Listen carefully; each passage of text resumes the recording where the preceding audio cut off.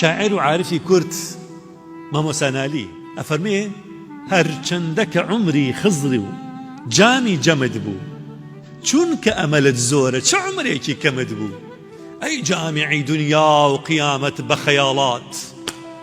ئەو ڕۆژەکە مردی نە ئەوت بوو نە ئەمت بوو بزانت چه معنایەکی قوڵی فەلسەفی تێدایە ئەفەرمێ گریمان تۆ وەکو ئەڵێن خدری زیندە گریمان وەکو ئەو تەمەن زۆ درێژە واز لە خدری زیندە بێنە گریمان بڵێ تۆ تەمەنت 1 تریلیۆن ساڵە ئەو ساتەی مەلەکل مەوتێتە گیانە بکێشێ هێشتا خەون و خەیاڵاتێک لە مێشتایە هێشتا بەدەستە نەهێناوە کەواتە ئومێد و ئاوات و خەون و خەیاڵی مرۆڤ لە تەمەنی زۆر فراوانترە هەرچەندەکە عمری خزر و جامی جەمد بوو یعنی مڵکی دنیا هەمووی تۆ بوو عمرێکی درێژیش تەبوو چونکە عمرت کەمترە لە ئاواتەکانت چونکە ئەمەلت زۆرە چ عمرێکی کەمت بوو چونکە ئەمەلت زۆرە چ عمرێکی کەمت بوو